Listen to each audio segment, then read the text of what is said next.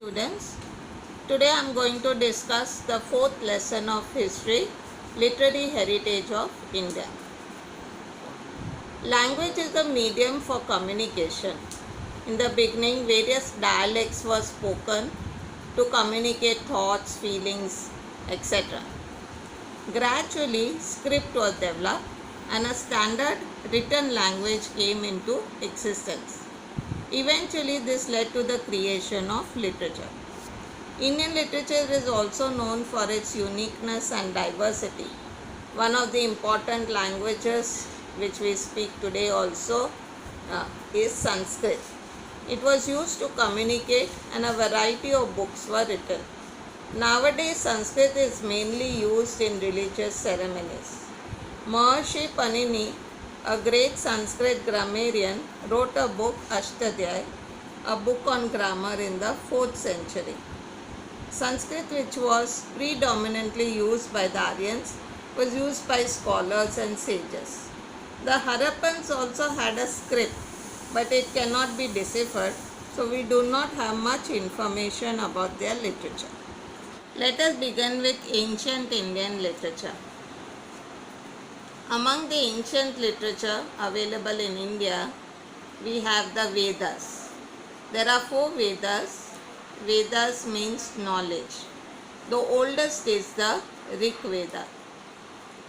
It has 10 divisions which contains 1028 verses.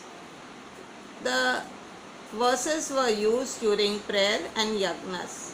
It also describes the political, social and religious matters of the Aryans who lived in the Sapta Sindhu region.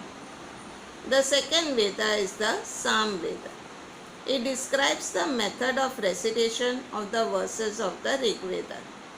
It is known as the Gangotri of music. Third is the Yajur Veda.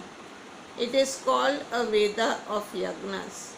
It describes the hymns recited at the time of yagnas, religious practices and rituals.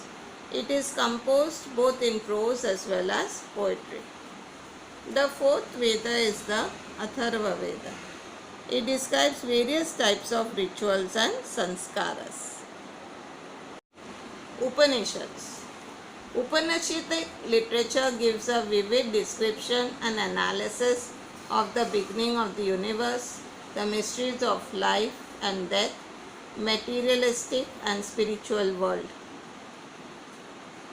Brihadaranya and Chandogya are the earliest Upanishads in the form of dialogue. That means they are like a question answer. This is rather reminiscent of the Greek philosophical work which Plato wrote, where his questions to Socrates and the answers given are in the form of dialogue. Muktika Upanishad has 108, there are 108 in all as mentioned in the Muktika Upanishad. Brahmanical literature. Brahmanical epics are composed to understand the meaning of Vedic literature. Critical appreciation based in Vedas composed in poetic form are included in Brahmanical literature. Vedic literature and directive principles are explained. The Aranyakas. The Aryans, as you know, had 4 stages of life which they call the 4 ashrams. In the last stage, they spend the last stage of their life in Aranyakas, that is forest, where they build their ashrams. Aranyakas, which are philosophical in nature, developed due to the deep thinking of the Aryans. The Vedangas. This literature deals with the religious practices and rituals, grammar, astrology and astronomy. Other ancient literature. We have 2 very famous epics written in Sanskrit, the Ramayana and the Mahabharata. Ramayana is the older epic and narrates the story of Ramchandra, the king of Ayodhya.